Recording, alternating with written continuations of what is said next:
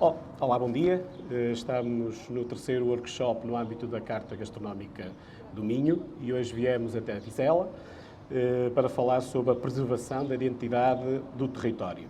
E claro, estando em Vizela, tínhamos que falar do bolinhol de Vizela, que é uma das 7 maravilhas da doçaria portuguesa. Temos connosco o Sr. Presidente da Câmara, o Vítor Hugo Salgado, a doutora Joana Santos do IPVC e também lidera a Carta Gastronómica, o trabalho que está a ser desenvolvido para a construção da Carta Gastronómica. Tínhamos também previsto ter cá connosco o Rui Martins, que é um chefe de cozinha cá da terra, além de amigo, um excelente chefe de cozinha, mas devido à reação alérgica que fez à vacina do Covid-19, não foi possível. Por isso, vamos dar início a este workshop para entendermos um bocadinho melhor sobre a estratégia que o município de Vizela tem elaborado nos últimos anos, que visa a promoção da gastronomia local e, em particular, a doçaria, perceber também o impacto que estas ações têm no posicionamento dos territórios. São estes bons exemplos que nós também procuramos quando estamos a elaborar estes workshops, para que sirvam de exemplo para outros municípios, para as outras comunidades e também entendermos que estes trabalhos não são feitos numa única direção, há um envolvimento e temos aqui bons exemplos que daqui a pouco vamos ficar a conhecer. De facto, como estava a dizer, nos últimos anos, vários municípios, e em particular os do Minho, têm elaborado e têm vindo a apostar na preservação do território, dos seus saberes e sabores. Vizela é, sem dúvida, um dos grandes exemplos e eu gostava de reforçar e referir aqui 3 exemplos que Vizela tem trabalhado e tem desenvolvido na comunidade local daqui de Vizela, junto dos seus empresários, que é o caso de um projeto Vizela à Mesa, que teve cerca de 40 empresários envolvidos, mas daqui a pouco vamos saber um pouco mais. Um trabalho desenvolvido também à volta do bacalhau à Zé do Pipo, em que também o Rui Martins teve, numa fase inicial, um trabalho importante no desenvolvimento desta receita. E como símbolo, o topo da gastronomia local, a questão do famoso bolinhol, que passou por um processo também de qualificação e foi considerado uma das 7 maravilhas da doçaria portuguesa. Vítor, muito obrigado pelo convite, por estarmos aqui e agradecer o facto de estar aqui connosco. E eu começava mesmo por fazer esta pergunta. Sente que esta estratégia que tem desenvolvido nos últimos anos atingiu os propósitos que tinha pensado no início? Muito bom dia. Em nome da Câmara Municipal de Vizela, agradecer, bem pelo contrário, a vossa visita, agradecer este trabalho, agradecer esta ação, porque todas as ações que envolvam necessariamente a promoção daquilo que são os nossos recursos endógenos, a promoção daquilo que é o nosso triângulo dourado de sabores, é sem dúvida uma grande mais-valia e daí o meu muito obrigado. Sobre a questão que me coloca e sobre os objetivos para atingir, o que eu posso dizer é que, num contexto de pandemia, eu acho que os resultados já são muito significativos e muito positivos. O que não quer dizer que, se efetivamente não houvesse a pandemia, os resultados ainda seriam mais conseguidos, assim poderemos dizer. O que é que acaba por acontecer? A Câmara Municipal de Vizela, desde que assumiu funções, olhou para a área do turismo como uma área essencial, daquilo que na realidade está na nossa gênese, daquilo que na realidade o Concelho de Vizela sempre teve como marca, porque o Concelho de Vizela era um concelho que vivia muito do termalismo e na realidade tinha na sua essência aquilo que é um pressuposto essencial, que é saber receber bem. As gentes de Vizela sabem receber bem. E partindo desse pressuposto que temos na nossa gênese essa identidade turística, passamos a criar condições para que este destino fosse valorizado do ponto de vista turístico. E aí começamos a trabalhar aquilo que são os nossos recursos endógenos, e esses recursos endógenos são, sem dúvida, alguns mais, outros menos marcantes. Mas toda a estratégia também tem que ser olhada de acordo com aquilo que nós consideramos nos dias de hoje, que acaba por puxar mais turistas, que acaba por, de certa forma, marcar mais rotas. E do ponto de vista da gastronomia, eu acho que isto é cada vez mais uma realidade. E por isso, para além de toda a estratégia global que foi desenvolvida, onde fizemos uma forte intervenção na recuperação de todos os nossos recursos naturais, desde o Parque das Termas, desde o investimento no trabalho para a despoluição do Rio Vizela, desde a reanimação do próprio balneário termal, tudo que tem a ver com, por exemplo, a regeneração urbana, onde estamos hoje sentados numa praça, num jardim Manuel Faria, que na realidade foi totalmente recuperado e de uma forma muito mais afável acaba por receber muito melhor aqueles que nos visitam. Nós decidimos também que havia aqui que valorizar algo que é muito nosso e que na realidade faz muito parte da nossa essência, que é a vertente gastronómica. E quando digo a vertente gastronómica, assento num triângulo dourado de sabores, que é, por um lado, a boa mesa, por um lado, a gastronomia, os nossos restaurantes, por outro lado, aquilo que é a sobremesa, e neste caso concreto, através do bolinhol, e por último, e não menos importante, aquilo que é o vinho verde, que está na nossa essência desta região e no nosso concelho. E depois de termos estes 3 leques, unimos várias ações para cada um deles. A nível do bolinhol, o primeiro passo foi logo que surgiu a possibilidade de uma candidatura às 7 Maravilhas. Fizemos tudo desde o primeiro momento para que, na realidade, o bolinhol se tornasse uma das 7 Maravilhas. E foi conseguido. Mas depois não olhamos para aquilo como um fim a atingir, ou fim último. Continuamos a trabalhar sobre essa meta e utilizando essa mais-valia para continuar a trabalhar em parceria com todos os produtores locais. Desde logo, o processo de certificação, que está praticamente concluído, desde logo o registro da marca e, por último e não menos importante, iremos editar ao longo dos próximos meses um livro com a história do bolinhol. Para além disso, temos trabalhado muito em parceria naquilo que é a consequência de Vizela enquanto uma das 7 maravilhas e o doce enquanto uma das 7 maravilhas, que é a linguagem gráfica, a linguagem dos próprios espaços das pastelarias, onde está totalmente associado. Do ponto de vinho, também aqui tentamos criar condições para que isto fosse promovido dessa forma. Quer a participação em feiras, quer a necessidade de valorizar aquilo que é nosso. E, por exemplo, as pessoas não sabem, mas um dos vinhos verdes mais conhecidos, não só do nosso país, mas muitas das vezes daqueles países onde foram transportados muitos dos nossos imigrantes, é produzido em Vizela, que é Três Marias. E daí que, aproveitando toda esta evolução que há do ponto de vista do tratamento do vinho, aproveitando tudo que tem a ver com a valorização desta vertente enológica, a Câmara Municipal de Vizela também começou a construir uma estratégia em torno do vinho.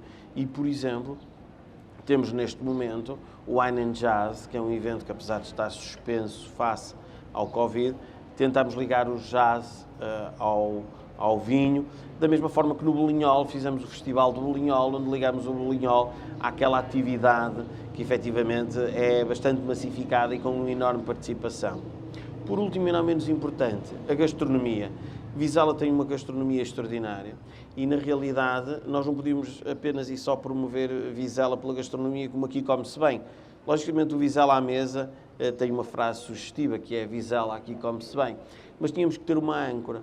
E estudamos a nossa história e dentro da nossa história, um dos pratos que muito nos dizia era o bacalhau à azeite de pipo, que já tem alguma longevidade aqui no concelho de Vizela, que foi trazido pelos senhores do Porto, quando vinham para aqui passar as suas épocas termais, e apostámos nesse prato como âncora. Então o que é que acaba por acontecer? Olhamos para o bolinhol, olhamos para o vinho verde, olhamos para o bacalhau à azeite de pipo como âncora para promover e desenvolver aquilo que é a nossa gastronomia. Depois disto tudo, e face a um período atípico e difícil daquilo que é uma alteração substancial do nosso cotidiano, achamos que a própria restauração iria, por um lado, ter alguma dificuldade para voltar ao normal, porque quer queiramos, quer não, isto não foi apenas um encerramento por si só que causa problemas. É o encerramento associado a algo que vem posteriormente, que é a alteração de hábitos. As pessoas aqui no concelho de Vizela estão muito habituadas a ir aos restaurantes. Nós temos 24 km² e temos mais de 60 restaurantes. O que quer dizer que não apenas as pessoas do Concelho de Vizela vêm muito aos nossos restaurantes, mas um conjunto de pessoas à volta do Concelho de Vizela vêm aqui para comer nos nossos restaurantes. E nós achamos por bem fazer a iniciativa Vizela à Mesa numa perspectiva de, por um lado, continuar a promover a nossa gastronomia e, por outro lado, fazer algo que é muito importante, incentivar uma solução e ajudar a resolver cada vez mais esta saída daquilo que é o Covid. Foi um programa onde fizemos em parceria com a Rádio Vizela, onde participaram cerca de 40 restaurantes. Não ficou apenas e só pelo aquilo que é transmitido através da Rádio Vizela, mas também através das redes sociais, através da criação de uma imagem associada a este projeto, o que quer dizer que, na realidade, há um trabalho muito significativo, muito expressivo, em torno de algo que tem todas as pernas para andar. Porquê? Porque Vizela, na realidade, é reconhecido do ponto de vista daquilo que é a sua gastronomia e o que nós estamos a promover é, efetivamente, um produto acima da média, onde, na realidade, se come muito bem aqui no Concelho de Vizela, onde, na realidade, para além de se comer bem, não se come caro e a forma de receber por parte das pessoas é sempre extraordinária, porque está na nossa raiz.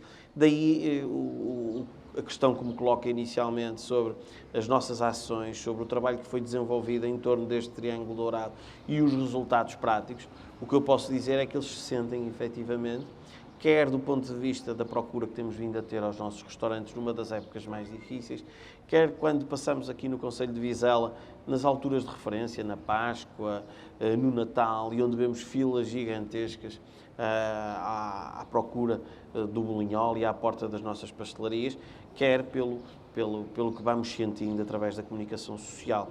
E, na verdade, eu acho que essa é uma grande aposta, só para terminar esta minha primeira intervenção, porque, do ponto de vista da gastronomia, e eu costumo dar este exemplo, com quem conversava muito, amigos, que, na realidade, o turismo gastronómico é algo que cada vez faz mais sentido. Porque muitas das vezes as pessoas viajam para várias cidades da Europa e até vão lá ver o Museu A, o Museu B, o Museu C, e, na realidade, se o museu estiver fechado, acabam por não ir, mas se calhar não voltam a visitar lá para ver esse museu. Mas, em contrapartida, se forem a uma dessas cidades da Europa e acabarem por ter uma boa gastronomia e gostarem dos momentos que, de certa forma, é a gastronomia em torno do período em que passam lá, se for interessante, se houver uma boa relação custo-qualidade e se a qualidade dessa for muito boa, o que acaba por acontecer é que é um destino turístico para repetir. E, sem dúvida, que nos permite também fazer outra coisa. Não só é repetir, porque toda a gente que vem aqui ao Concelho de Vizela, que de certa forma pode usufruir da nossa gastronomia, é também, entre aspas, um embaixador, porque na realidade nós sabemos que a gastronomia dá sempre origem a que as pessoas comentem, as pessoas falem, as pessoas deem nota do quanto são bem recebidas em Vizela ou quanto comem bem, e isso é motivo para cá voltar e, de certa forma, dar nota para que outras pessoas o possam fazer novamente. O projeto Vizela à Mesa não se resumiu apenas à parte gastronómica pura e dura, ou seja, de prova, de promoção do prato. Também houve aqui uma discussão, envolveu as pessoas numa partilha de ideias. Quero-nos contar um bocadinho mais como é que foi organizado, porque essa parte parece-nos também que é diferenciadora, ou seja, quando nós falamos, quando ouvimos projetos em que estão ligados à gastronomia, normalmente resume-se apenas à parte da ação de comer determinado prato. Aqui não foi bem assim também. Não. Isto foi dividido em duas vertentes, assim poderemos falar. Uma sessão de abertura e uma sessão de encerramento, onde convidamos um conjunto de pessoas que, no âmbito da gastronomia, são referência, quer do ponto de vista regional, quer do ponto de vista nacional, onde debatemos aquilo que efetivamente tão bem se faz no Concelho de Vizela, a forma como, de certa forma, a mesa do Concelho de Vizela é uma referência nas suas mais variadas vertentes, no vinho, no bolinhol, no bacalhau à azeite do pipo e em toda a gastronomia de uma forma global, até na capacidade de inovação de alguns pratos e em alguns restaurantes. Mas o verdadeiro debate, que eu acho que foi mais interessante, foi na realidade termos sensivelmente 40 restaurantes a participarem em debates sobre a nossa gastronomia local. E isto é muito importante porque, para além de sermos um concelho que tem muitos restaurantes, colocá-los a discutir, a falar sobre... Sentá-los à mesa também. Sentá-los à mesa. Aqui nem sempre é fácil e aqui foi extraordinariamente fácil porque, de uma forma geral, são concorrentes entre eles. Mas eu acho que isto gera algo que é muito importante e muito essencial. Em primeiro lugar, as pessoas perceberam e quanto importante é a nossa gastronomia para a promoção do concelho de Vizela. E, mais do que ninguém, os proprietários dos restaurantes perceberam isso. Em segundo lugar, perceber que não existe concorrência entre eles, mas existe, bem pelo contrário, uma forma de criarmos uma polivalência onde, se os restaurantes do concelho de Vizela forem atrativos, hoje vêm a um, amanhã irão a outro, e assim sucessiva e reiteradamente. E, por outro lado, a troca de impressões, não numa perspectiva negativa, mas numa perspectiva de apreciação, uma perspectiva de crítica positiva, para criar condições para que haja uma evolução gastronómica. E para, com isso, criarmos um nivelamento e aumentar a qualidade da gastronomia no concelho de Vizela, o que é, sem dúvida, e eu acho sem dúvida uma grande mais-valia, e é, sem dúvida, o fundamental de todo este processo. É criarmos condições para que todos possamos estar do mesmo lado e percebermos o papel que cada um representa na construção deste destino turístico, um destino turístico gastronómico, onde os players e os restaurantes são, sem dúvida, fundamentais. Muito bem. Olá, Joana. Obrigado por estares aqui connosco. Aqui hoje vê-se o papel de várias instituições, do IPVC, gestora da própria Carta Gastronómica, também depois como membro do IGAC, vamos tentar passar por essas três fases. A primeira eu gostava, como representante do IPVC, e olhando para este crescente que há por parte dos municípios, de trabalho à volta da preservação dos saberes e sabores regionais, se bem que os municípios ainda são mais... a área de ação ainda é mais restrita, mas depois há aqui uma necessidade de os ligar entre eles. O que é que uma instituição do ensino superior pode fazer para melhorar ou ajudar nesta ação que os municípios têm vindo a desenvolver? Antes de mais, bom dia. Muito obrigada, Sr. Presidente, por nos receber aqui em Vizela. Acho que, pegando na simbologia que falou do triângulo dourado, eu falaria do triângulo do conhecimento. Cada vez mais o conhecimento tem que estar ao serviço daquilo que são as entidades públicas, privadas, aquilo que hoje falamos da quadrupla hélice, todas as organizações têm que se envolver. E o envolvimento passa por aquilo que são os ecossistemas regionais de inovação. E aquilo que nós tentamos fazer aqui a uma escala micro, não é? É aquilo que deve ser, de alguma forma, transposto para aquilo que deve ser a forma de pensar de uma região. O Instituto Politécnico Viana do Castelo tem um papel muito importante, como realmente uma das instituições de ensino superior do Minho, sendo uma instituição do ensino politécnico, tem uma ligação ao tecido produtivo e a todas as questões mais locais do que propriamente até uma universidade, porque é esse o papel do Politécnico. O Politécnico, quando foi criado na sua raiz por Veiga Simão, era exatamente estar ao serviço do território. É esse o nosso papel. Relativamente à questão da gastronomia propriamente dita, e voltando ao tema, o papel que aqui o Instituto Politécnico Viana do Castelo tem é extremamente relevante, na perspectiva de que o conhecimento também tem que estar ao serviço da gastronomia. A gastronomia digamos que agora pode-se dizer, de alguma forma, entrou no senso comum de todos falarmos um pouco de gastronomia, mas existe o conhecimento, existe a ciência. E a ciência também tem que ser trazida para todas estas questões. Porque toda a parte, e aí o Sr. Presidente falou, por exemplo, de haver um livro sobre a história de Buñol. Isso só é possível se houver ciência, se houver conhecimento. Ou seja, não pode ser simplesmente o Buñol como propriamente o doce. Tem que haver estudo, tem que haver ciência. E a ciência e esse conhecimento é muito importante. E também é muito importante, numa instituição de ensino superior, a capacidade que pode ter de reunir 24 municípios, que é o nosso caso, associados ao Minho Inovação e à Região Europeia da Gastronomia do Minho de 2016, que foi a primeira. Uma instituição de ensino superior acaba por ser um elemento agregador da sociedade. tanto do ponto de vista das organizações públicas como privadas. Nesse sentido, acho que aqui o Instituto Politécnico de Viana do Castelo tem um papel imenso ainda a desenvolver. Acho que a Carta Gastronómica simplesmente é o topo da pirâmide de todo o trabalho que existe ainda para ser feito. A base tem que ser ainda construída, porque nós realmente temos que construir aqui um ecossistema que sustente a toda a região. Porque o turismo hoje em dia cada vez mais é um turismo de experiências e um município, uma aldeia, uma cidade não consegue viver sozinho, tem que viver articulada, tem que viver em colaboração e em cooperação. E temos que reinventar esta forma de estar.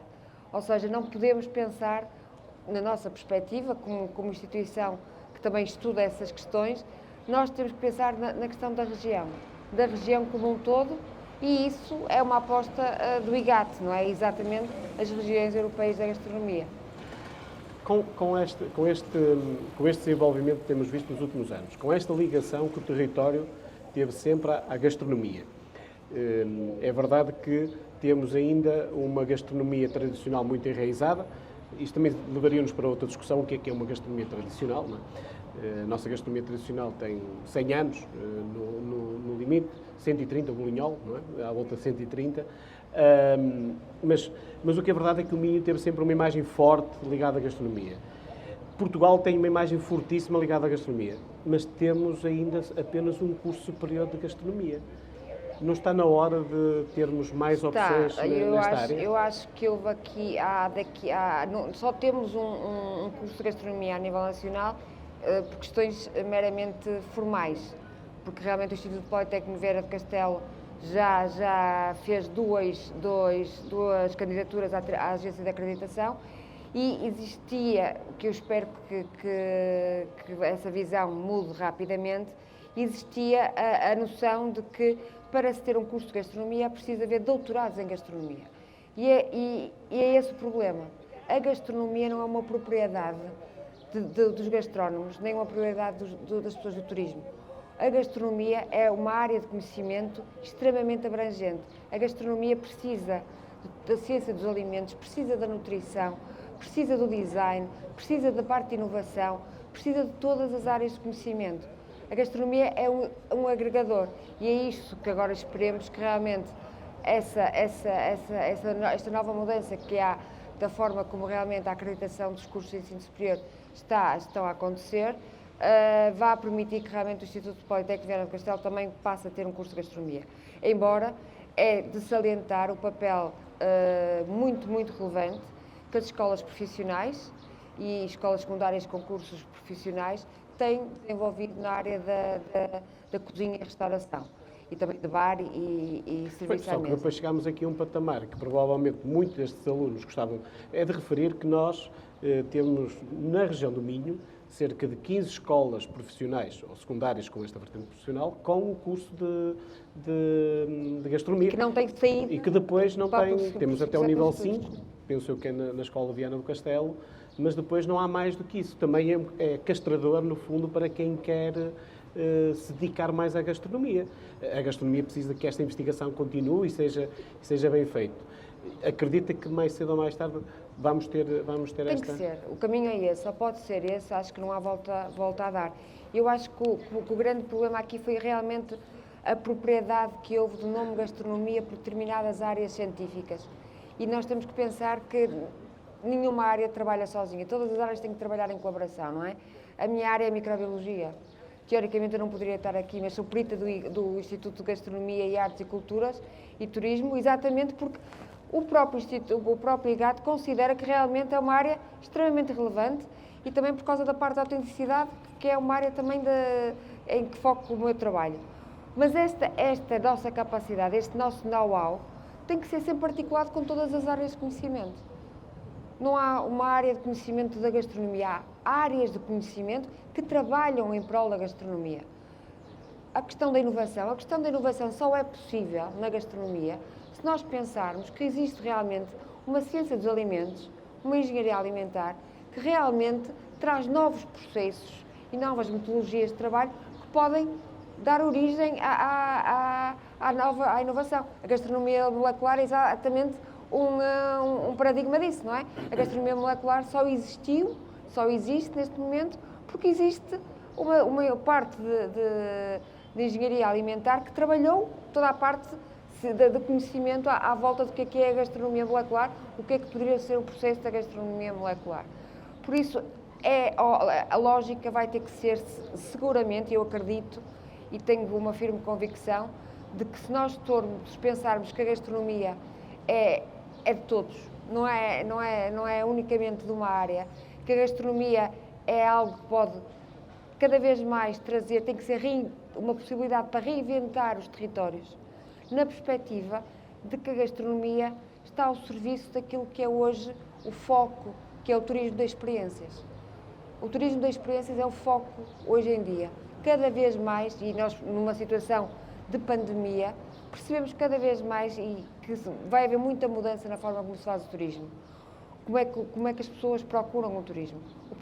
Se nós tivermos uma noção, os territórios de baixa densidade, os territórios que tipicamente não recebiam turistas, na época da pandemia, têm sido os territórios que têm capacidade de atrair os turistas. E têm capacidade porquê? Porque também proporcionam uma coisa única, que não é um turismo de massas. O turismo de massas já não é o foco, vai-se perder numa perspectiva muito pessoal. E tem que ser, um território tem que apresentar uma experiência. E dessa experiência, a gastronomia é uma componente extremamente importante. E quando há bocadinho falou da questão dos 40 restaurantes que estiveram sentados à mesa a conversar, é uma questão que a restauração e toda a parte que está ligada ao setor tem que perceber que não são concorrentes. As sinergias são fundamentais para realmente haver crescimentos setoriais. A cooperação, a colaboração, o envolvimento, a capacidade de se reinventarem, só funciona se realmente houver um posicionamento diferente. Ninguém vem a Vizela e vai jantar ou almoçar ao mesmo restaurante. Tem que haver uma copromoção dos outros restaurantes. Se a restauração estiver alinhada, sabe exatamente conseguir ir de encontro àquilo que o cliente quer.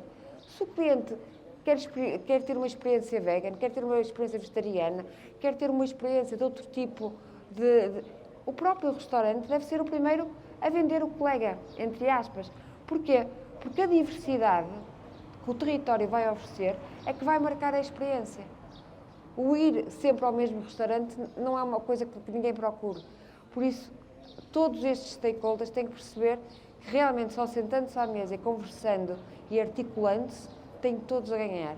E acho que nesse aspecto é excelente e dou os parabéns à Câmara Municipal de Vizela pela capacidade que teve. Que devo confessar que foi um dos handicaps que nós sentimos durante a elaboração da Carta Gastronómica, que foi realmente que nós começamos a elaborar a Carta Gastronómica em março de 2020, exatamente quando tivemos o primeiro confinamento. O que devo confessar que foi bastante complicado, porque toda a metodologia de trabalho que nós tínhamos de envolvimento dos stakeholders não foi tão bem trabalhada. E por isso é que cada vez mais nós temos que perceber que esta Carta Gastronómica não é um documento final. A Carta Gastronómica é um documento vivo. É um documento vivo que nós esperamos que após a primeira versão todos os stakeholders e mesmo os particulares possam ter a capacidade de comunicar o que é que podem acrescentar, o valor que podem acrescentar à Carta Gastronómica. Porque existem certamente muitas famílias, muitos restaurantes que têm história na gastronomia, mas como o Rafael falou muito bem, a gastronomia portuguesa identitária tem 100 anos. 100 anos não é nada. E vai haver cada vez mais uma procura e um reinventar da gastronomia. Os produtos locais, nós temos que ter muito cuidado quando falamos em produtos endógenos. O que é endógeno hoje pode não ser endógeno amanhã. As alterações climáticas. As alterações climáticas, a biodiversidade, todas as questões, e também porque os próprios territórios, numa ótica de sobrevivência económica, têm que explorar outros produtos. E a exploração desses produtos daqui a 50 anos estão enraizados. Nós vimos o caso dos kiwis, dos mirtilos, etc., que são produtos que neste momento não fazem parte da gastronomia tradicional, mas tenho dúvidas que daqui a 10, 15 anos não comecem a haver receituários à volta desses produtos. Por isso, mesmo o conceito de produto endógeno e recurso endógeno tem que ser utilizado com algum cuidado na nossa perspectiva, e nesse aspecto temos a Associação Qualifica, que trabalha connosco diretamente, na pessoa da engenheira Ana Soeiro, que é das pessoas que a nível nacional mais sabe sobre isto, esteve na origem de toda a parte de qualificação dos produtos de denominação de origem portuguesa, e que realmente nós andamos a fazer um trabalho paralelo de definições à volta da gastronomia, e não é fácil. Pois. Não é fácil. E depois, daqui a pouco, voltamos à Carta Gastronómica. Presidente Vítor Hugo, eu gostava que me falasse um bocadinho sobre o processo e sobre o prémio que no fundo foi reconhecido, o Bolinhol, em 2019. E perceber também, eu gostava, pela experiência que teve, se viu que houve um reforço de orgulho por parte da população de Vizela neste prato. Ou seja, muitas vezes estes produtos estão adormecidos e quando despertamos para eles, ou vamos mexer e vamos explorar, depois cria até um sentimento de pertença diferente. Foi isso que aconteceu? Sem dúvida. O que acaba por se verificar é que, na realidade, o Conselho acabou por se mobilizar em torno do Bolinhol. Todos nós sabemos que é um concurso nacional, onde, na realidade, havia um conjunto de doces de enorme referência, quer a nível nacional, quer do ponto de vista regional, e o que acaba por se verificar é que cada vez que se passava uma determinada etapa neste mesmo concurso e cada vez que se ia mais longe, percebia-se aqui um determinado reforço de identidade. Porque o Conselho de Vizela é um conselho muito bairrista, é um conselho que obteve a sua autonomia há pouco mais de 2 décadas. É dos poucos conselhos do país que teve que lutar para obter a sua autonomia. Não foi uma autonomia que já existia quando as pessoas nasceram. Esta foi uma autonomia conseguida. E daí que, para além de reforçar a nossa identidade do ponto de vista autonómico, que é natural em qualquer conselho do país, o que acaba por acontecer é que aqui teve outra relevância e teve muito mais força e muito mais expressão. Sobretudo porque, sendo um concelho com 24.000 habitantes, e nós sabemos que são o número de chamadas que são efetuadas para se vencer, isto prova o quanto o Conselho de Vizela teve mobilizado. Depois, por outro lado, e não menos importante, aqui também é relevante percebermos que, depois de ultrapassarmos todas as fases e depois de termos conseguido chegar efetivamente à final e termos sido proclamados uma das 7 maravilhas dos doces de Portugal, o Bolinhol, essa identidade é totalmente reforçada. E é um orgulho para qualquer vizelense, e qualquer vizelense fala sobre isto, e qualquer vizelense acaba por desenvolver e promover cada vez mais isto, desde qualquer pessoa que circula aqui no Conselho de Vizela, até os próprios empresários que levam o Bolinhol aos seus clientes, aos seus fornecedores e levam muito mais longe. Daí que, do ponto de vista identitário, ser proclamado uma das 7 maravilhas, o nosso Bolinhol, foi sem dúvida extraordinário. O Bolinhol, de certa forma, e agora que falava desta luta até que o próprio povo de Vizela teve para conseguir que se fosse um conselho, personifica um bocadinho o espírito do povo de Vizela, porque o resultado do Bolinhol é uma história de resiliência também, de trabalho, de luta. Quer-nos contar um bocadinho da história do Bolinhol? Não se pode revelar na totalidade, não é? Dizem que não se pode revelar na totalidade. E eu compreendo isso melhor que ninguém, porque a criadora do Bolinhol foi a minha trisavó, e daí que eu faço parte ainda da família do Bolinhol. Então sabe o segredo. Não sei o segredo, vou explicar porquê. A minha avó faleceu agora, não do Covid, mas neste período de Covid, e face ao período que passamos, mas num dos dias em que estávamos em casa, ela sabia o segredo, e um dos meus tios questionou-a sobre o segredo, e ela dizia que nunca contaria a ninguém, porque o segredo teria que estar na casa-mãe, que é a pastelaria que daqui vemos, que é a Delícia, que é efetivamente onde tudo surgiu. mas na realidade o que diz é muito, muito relevante sobre aquilo que é a tradição, a história e a importância da concepção do bolinhol. São vários os segredos e são várias as coisas que chamam a atenção.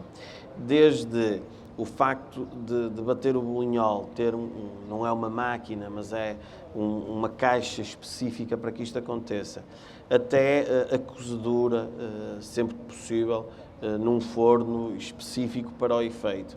E até aquilo que leva, desde a produção da massa em si, o número de ovos, até à cobertura, que é sem dúvida extraordinária, são várias as componentes que tornam este doce uma referência. Porquê? Porque na realidade o bolinhol é um pão de ló. E nós temos vários pão de lós no nosso país. E são poucos os que efetivamente conseguem, na realidade, alcançar esta referência, esta grandeza, porque na realidade o pão de ló de Vizela, o bolinhol, não consegue ser tão seco, e falo eu a defender a minha dama, como se costuma dizer, como aquele pão de ló normal, que é feito naquele formato e naquela forma, mas também não é tão úmido como o pão de ló de Ovar.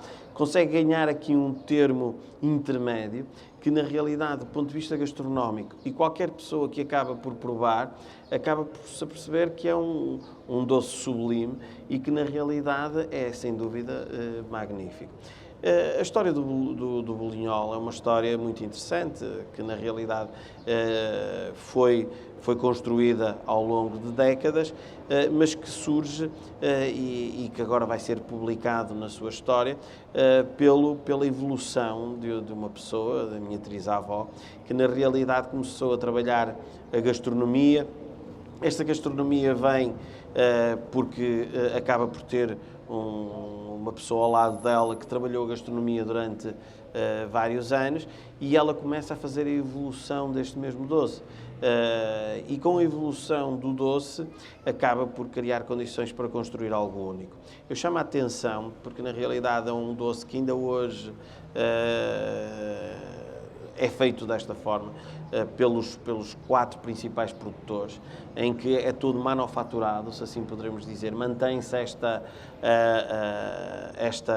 este conceito, esta ideia, mantém-se a ideia do mesmo formato entre os 4, com uma ou outra divergência, mas que de uma forma geral mantém-se este formato, e que o nome bolinhol acaba por ter aqui 2 indicadores, e a sua história acaba por revelar 2 indicadores.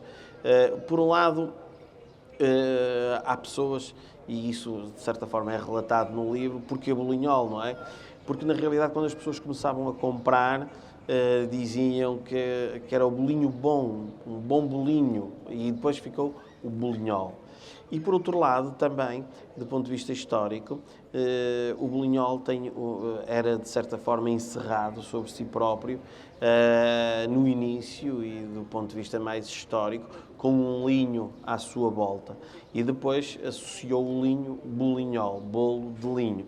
E daí que tudo isto são contornos históricos que vão ser lançados. O linho era usado para colocar à sua volta numa lógica de contenção e de proteção. O que quer dizer que, na realidade, são estas referências históricas que, por sua vez, foram muito importantes no processo da nossa candidatura às 7 Maravilhas, porque tudo isto é importante do ponto de vista histórico para graduar a importância e a valorização deste doce, porque mais do que ser um doce que atualmente continua a manter aquilo que são as suas raízes, as suas tradições, manter a sua história e manter a sua qualidade, também é importante irmos buscar aquilo que efetivamente o distingue de muitos doces no nosso país. E daí que eu acho que é um bolo bastante interessante e que, sem dúvida, é merecedor para quem nos estiver a ouvir e deixa aqui o repto, o possa provar, porque na realidade não se vai arrepender e vai perceber uma segunda coisa que é muito importante, é que tudo que eu estou a dizer nada é exagero. Pegado um bocadinho naquilo que a doutora Joana estava a falar e da importância da formação também no que diz respeito à parte da gastronomia ou da restauração, mas também na parte do bem servir, Nós somos reconhecidos também por esta característica. No Minho somos sempre bem recebidos.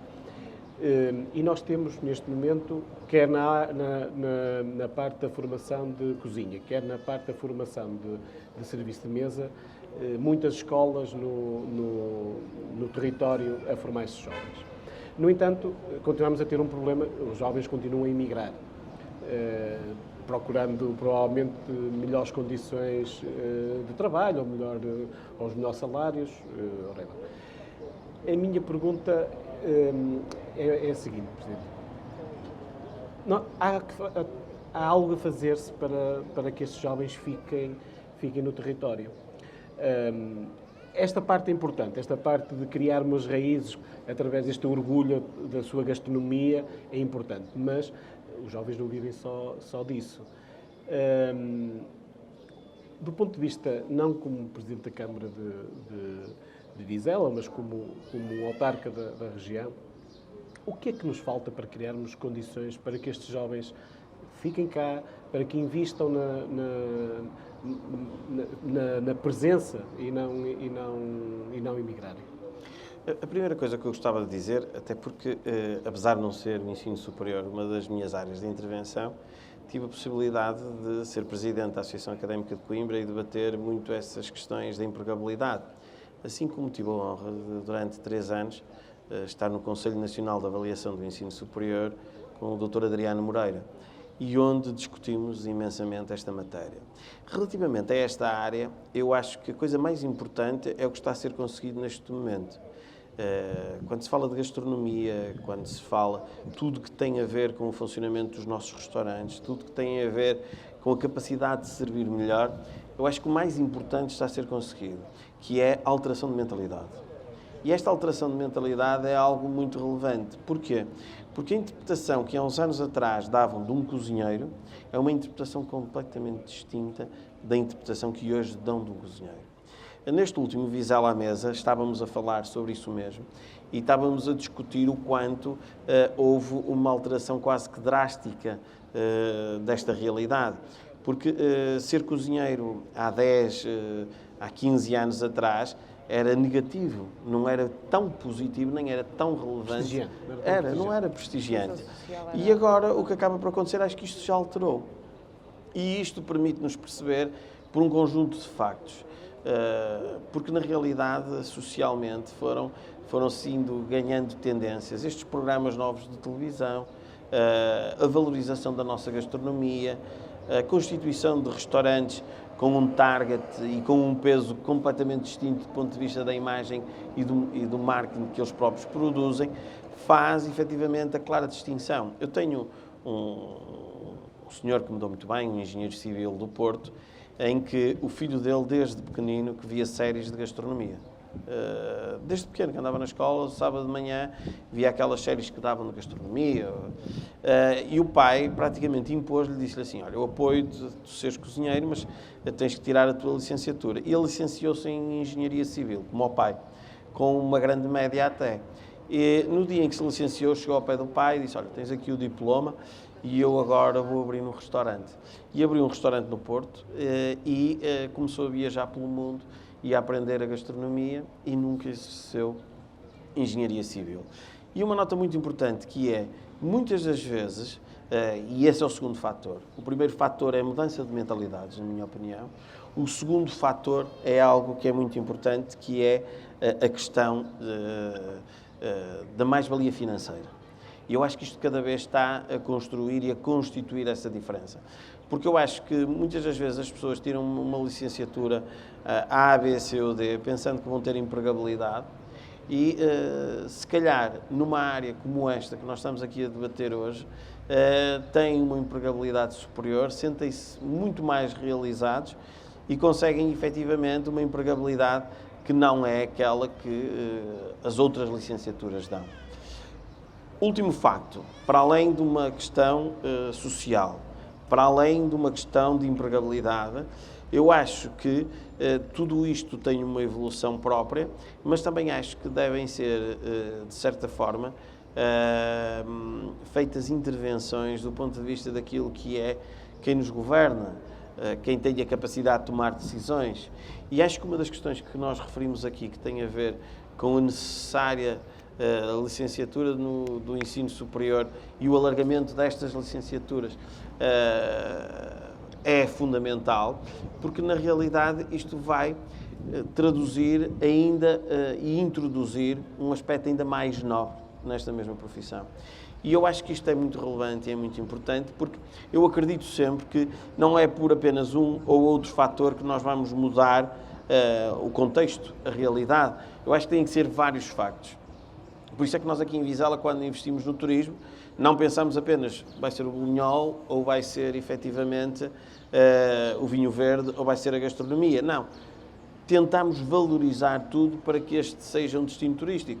E a título de exemplo, por exemplo, nós estamos aqui no Jardim Manuel Faria e uma das questões que nós pensamos foi, para além de nós tentar recuperar todos esses recursos endógenos e valorizá-los, nós temos que os promover e por isso participámos em muitas feiras durante o período que era necessário e importante. Trabalhamos, do ponto de vista de festivais, aquilo que é nosso.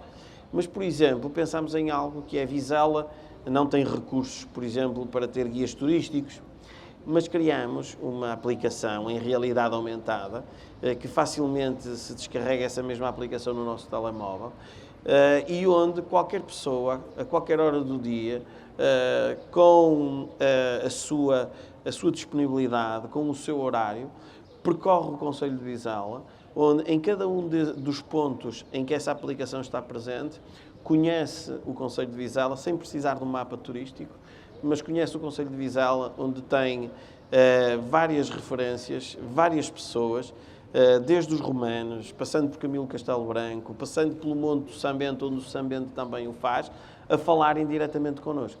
E tudo isto é que constitui aquilo que eu penso, que nós temos que pensar em determinadas realidades, onde a alteração de um vetor não é suficiente. Temos que trabalhar um conjunto de vetores, um conjunto de factos. E isso para responder à sua questão. Eu acho que a alteração de mentalidade é importante. Eu acho que a alteração da relação com o emprego é importante.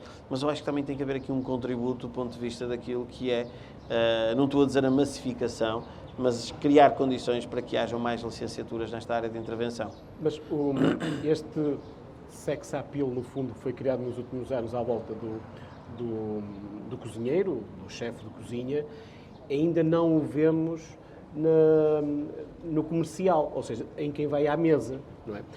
Nós temos uma cultura francesa em que é muito valorizado o trabalho do empregado de mesa, porque no fundo é o comercial, é ele que está a lidar com os clientes, mas nós cá ainda não conseguimos chegar a esse ponto. Há pouco falava de alguns eventos, de alguns concursos que vão havendo. Aqui no AVE houve durante alguns anos o chefe INAVE. Passou por cá. Depois, entretanto, surgiu o Minho Young Chef Awards, que agora é da região do Minho, que promove muito os jovens estudantes em gastronomia, mas também agora há uma necessidade de promover os outros jovens, os jovens que estudam o serviço de mesa. Aí ainda nos falta um bocadinho para nós reconhecermos que aquele jovem com uma formação específica e muito acima da média, que as nossas escolas têm esta capacidade. Ainda não é um jovem que tem este reconhecimento, ou seja, nós olhamos para este jovem ainda como, e desculpem o termo, um simples empregado de mesa. E não é bem assim, não é? Isso é verdade. Falta-nos aqui ainda um caminho para percorrer. Eu acho que o caminho não é longo, eu acho que falta quase como um clique, não é? Porque na realidade eu acho que com o tempo o que vai acabar por acontecer é que vai ser uma alteração daquilo que é restauração, que automaticamente vai perceber o quanto importante isso é. E eu acho que a tal alteração de mentalidades funciona em todas essas vertentes.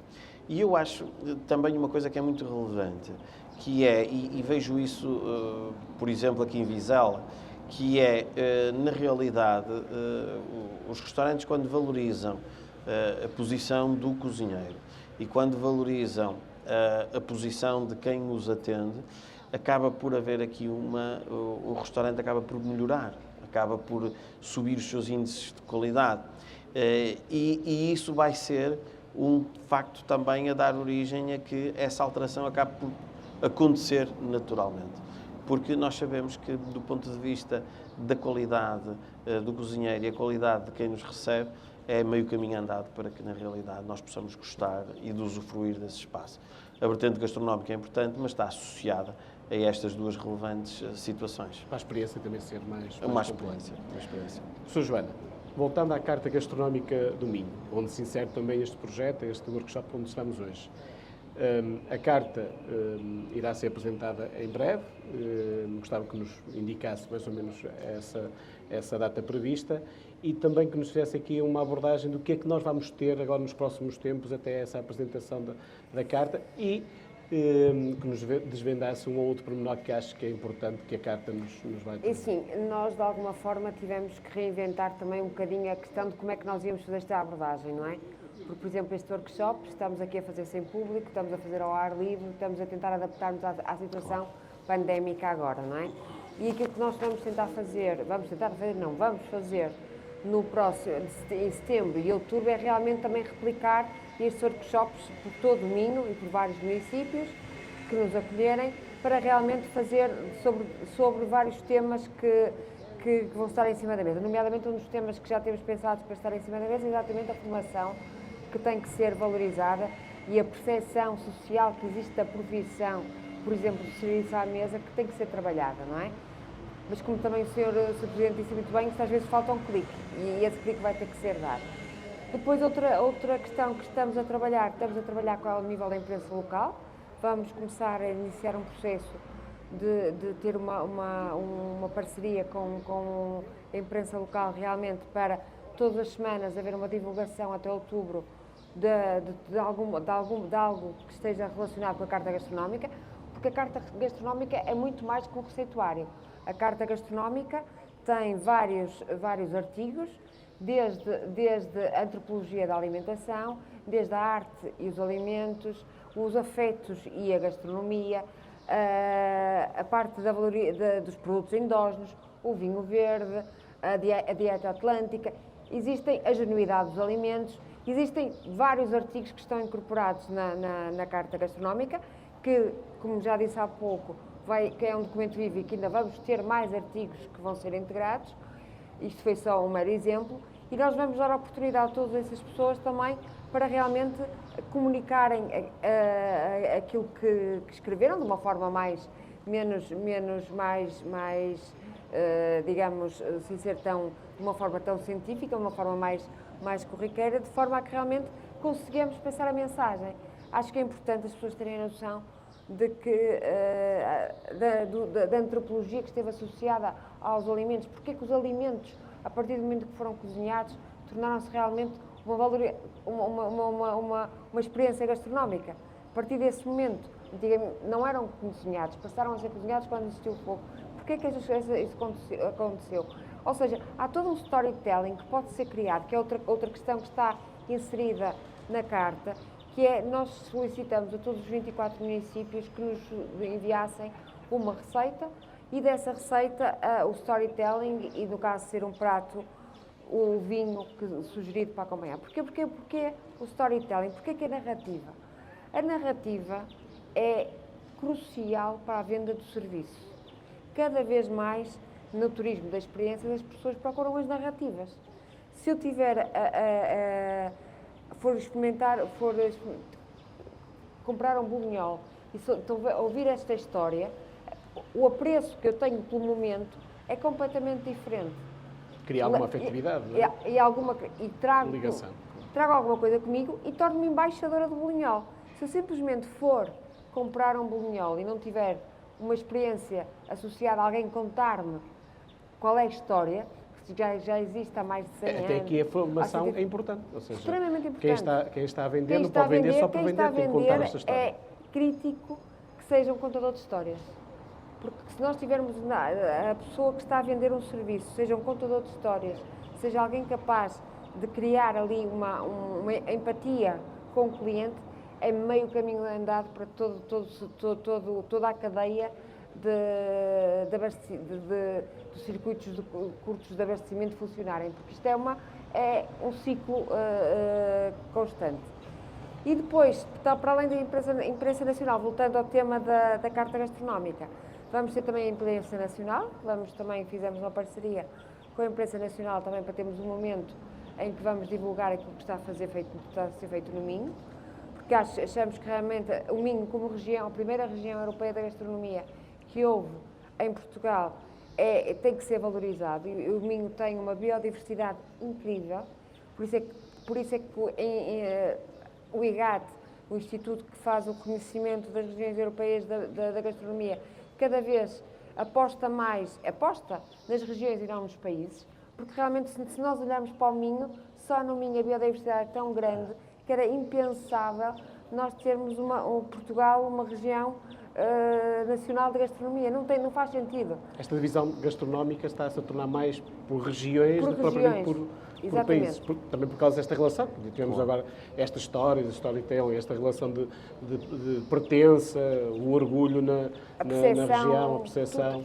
E também isto que está a acontecer com a gastronomia, nós não podemos associar com aquilo que aconteceu com o vinho. Nós pensarmos bem, todos nós já ouvimos falar das regiões, das wine tourism capitals, relativamente, por exemplo, Toscana, Napa Valley, Austrália, Mesino na Argentina.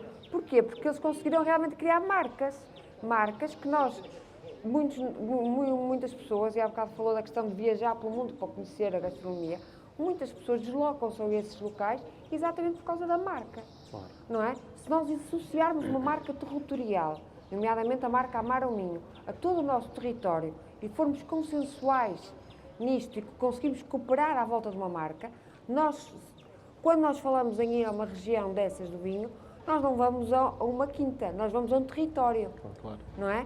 E cada vez mais a experiência vai ser, uma pessoa não quer uma experiência, não vai viver uma experiência, não vai ficar uma semana numa cidade.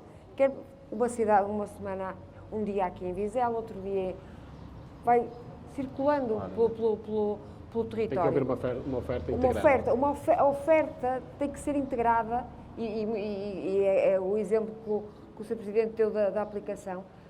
Eu defendo há muitos anos que devia haver uma aplicação para o Minho, em que as pessoas deviam dizer que deviam ter a capacidade, e hoje existe, através da inteligência artificial, possibilidades para fazer isso, dizer que tipo de turismo é que querem fazer, se querem fazer um turismo pelas rotas do Românico, se querem ver turismo, se querem ter uma experiência gastronómica de doçaria, se querem ter uma experiência de náutica, se querem ter, e que essa aplicação sugira um roteiro.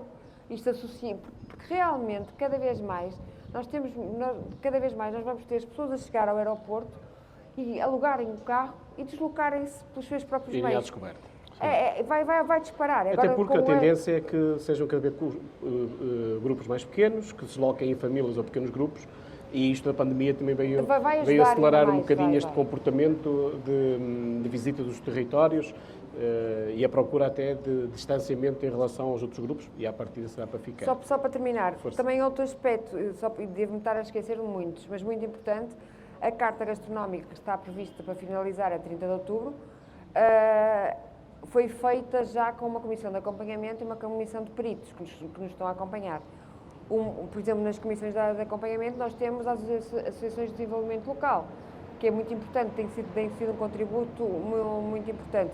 Temos o Turismo Porto e Norte, temos várias, não está a ser feito um trabalho ad hoc, ou seja, existe, digamos, um organismo, a Comissão de Acompanhamento, que nos está a apoiar. E aquilo que nós pretendemos agora, e que não foi possível exatamente por causa da questão da pandemia, é agora haver um momento de apresentação em cada uma das CIMs, de forma a que realmente... As CIMs que são... CIM do Cava, do Ave e do Alto Minho, não é? As CIMs que constituem a Minho Inovação. Ave, Cava e Alto Minho, exatamente. Sim, é isso. É isso, pronto. De sul para norte, para ser mais fácil. Nós estávamos na do Ave, porque quando falamos de CIMs, temos que explicar porque... Sim, com as comunidades intermunicipais, ou seja, que são a agregação dos municípios daquele território. E este projeto é já um exemplo de como os territórios, as 3 CIMs, as 3 comunidades intermunicipais, conseguiram se articular para um projeto único. O Amar o Minho. O Amar o Minho, Sim. que é exatamente uma marca, que pode ser uma marca territorial muito forte e que, bem trabalhada, podia trazer, porque exatamente... Poderá trazer. Tem que Pode ser. trazer. Exatamente. Poderia, E que poderá, esperemos pode. todos que Esperemos que isto tenha uma sequência, uma lógica, e que isto realmente seja, como há bocadinho falei, a carta gastronómica seja a ponta do iceberg, e que agora haja um trabalho imenso que nós vamos ter para realmente disseminar a marca Amar o Minho, essa marca territorial que realmente faça com que o Minho seja um território cada vez mais valorizado, que qualquer pessoa, de qualquer parte do mundo saiba que existe o Minho. Presidente Vítor Hugo, há pouco falou que um dos produtos estratégicos também para o município é o vinho verde. O vinho verde tem tido uma evolução espetacular nos últimos anos. Hoje é, sem dúvida, sem qualquer margem de dúvida, um produto valorizado em todo o mundo, devido também ao crescimento da qualidade e etc. No entanto, e apesar de, há pouquíssimo tempo, o Turismo Porto e Norte ter anunciado uma grande rota enoturística que junta as regiões todas, mas também existe a do Minho, o que é verdade é que o enoturismo na região continua a ser um potencial. Ainda pouco existe. O que é que nos falta para deixarmos de ser um potencial e sermos uma realidade? Termos aqui um bom destino enoturista. Nós temos excelentes quintas, excelentes vinhos, bons profissionais. O que é que nos falta para chegar aí? A primeira coisa, e a avaliação que eu faço, é que, por exemplo, quando comparamos o vinho verde com o vinho maduro, e em particular as suas 2 regiões mais importantes, do ponto de vista do Douro e o Alentejo, é que o trajeto do vinho verde começou a ser feito muito mais tarde. Apesar de ser a primeira região de mercado, não é? Apesar de ser a primeira região de mercado. Mas porquê? E isto é a minha opinião. Porque enquanto o vinho Douro teve, efetivamente, uma consolidação do ponto de vista do mercado e do trabalho que foi efetuado durante vários anos, era visto como um vinho de referência, de qualidade, automaticamente, pelo peso, pelo extrato. Em contrapartida, o vinho verde era muito associado ao vinho de mesa, quase. E eu acho que houve uma evolução muito significativa do vinho verde, mas que começa a corrida, entre aspas, bem mais tarde que o vinho maduro. Agora, na minha opinião, como todas as corridas, o que acaba por acontecer é que também depende aqui um bocado do esforço, da dedicação e da entrega dos vários interlocutores. Acho que por parte das entidades desconcentradas da Administração Central tem havido muito esse esforço. Acho que pelos próprios produtores também. E acho que tudo isto será efetivamente uma realidade a acontecer. Porque é inevitável. E eu falo pelo nosso concelho. Nós temos 3 grandes produtores de vinho, completamente distintos, mas que estão a fazer uma evolução muito significativa e muito expressiva. O exemplo que eu dei, que foi o caso das Caves Casalinho, que efetivamente era produtora do vinho Três Marias, que era vendido no Brasil de uma forma muito significativa, era vendido para a própria Europa de uma forma muito significativa.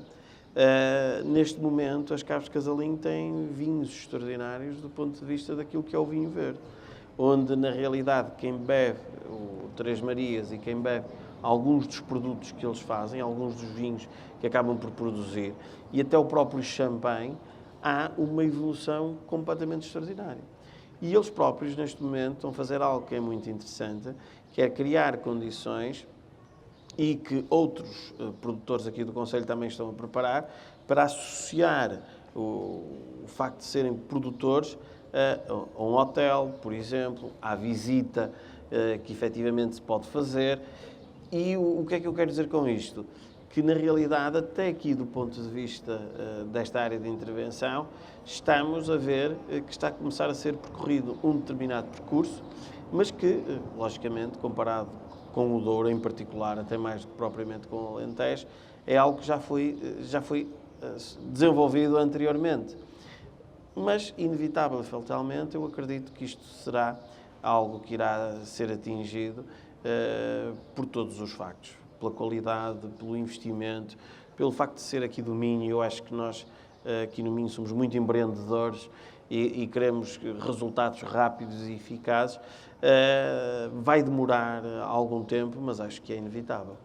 Se me permites aqui uma coisa, um apontamento, exatamente por causa da evolução das caves, foi a formação. Nós, neste momento, temos um conjunto de enólogos em Portugal que não tínhamos há 40 anos atrás.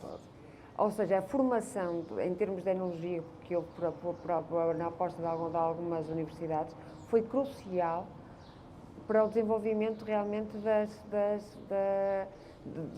variantes completamente diferentes, da qualidade ter aumentado exponencialmente os nossos vinhos.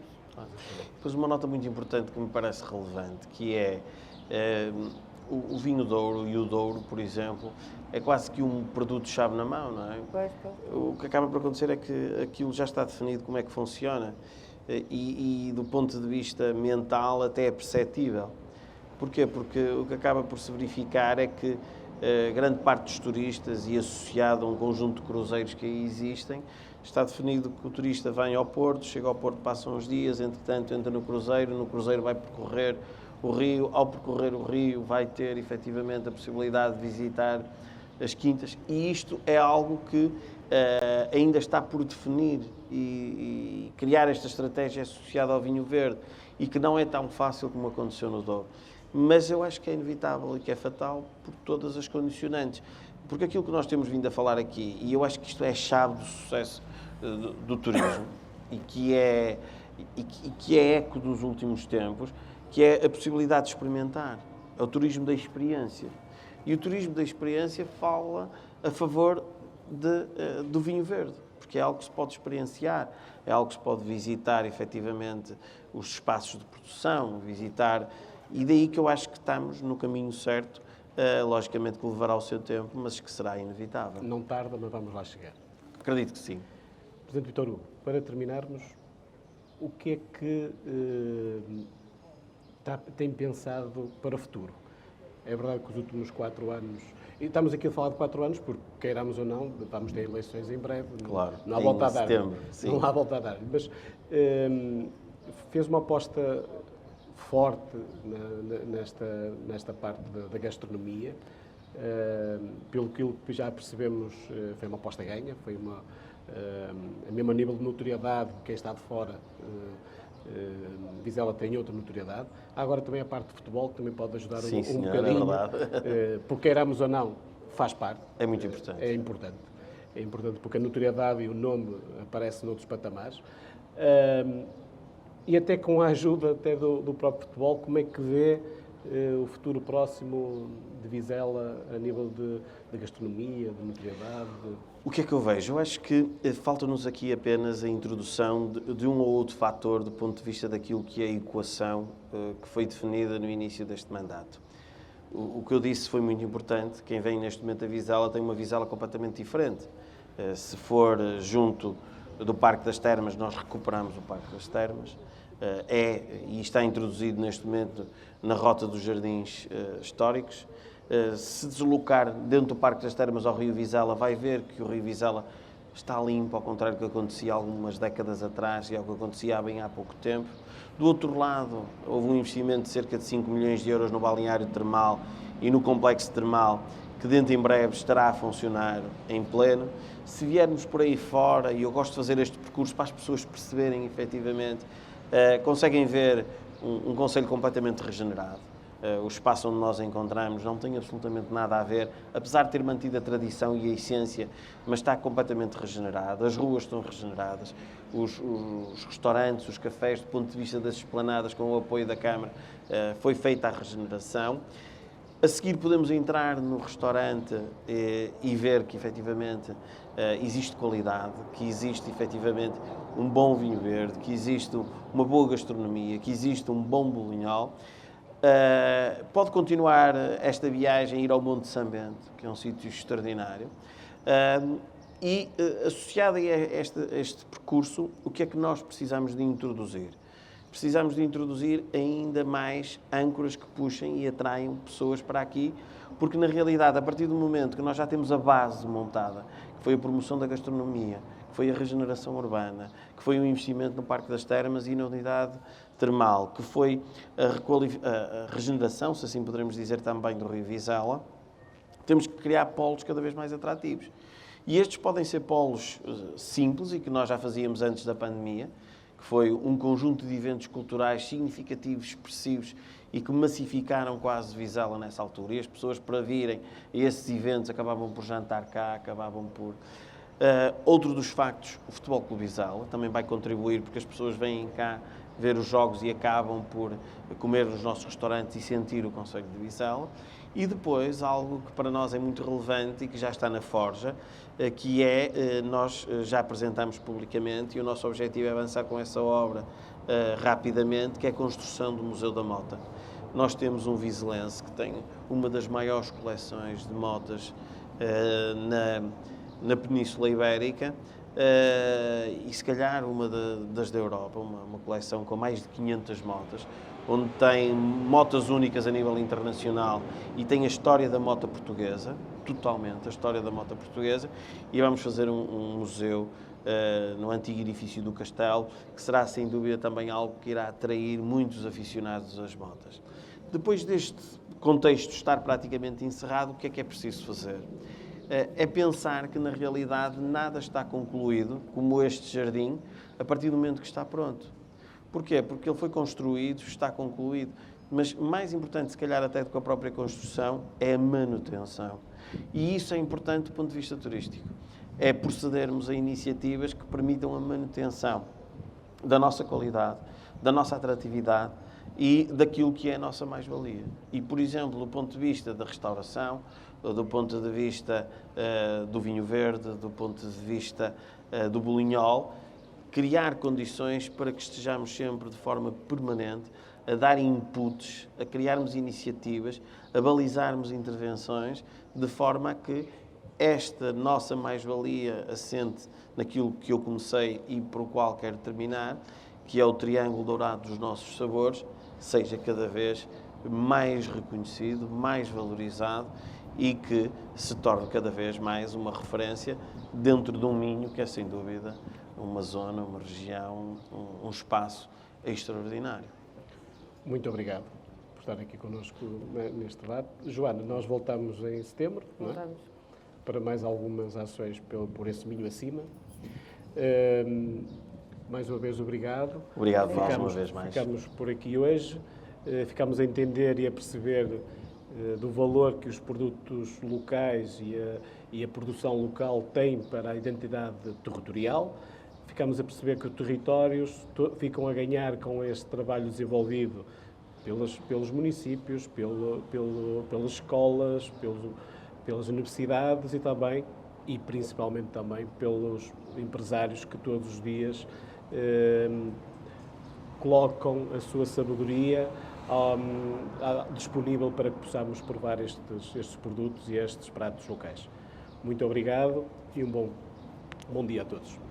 Obrigada.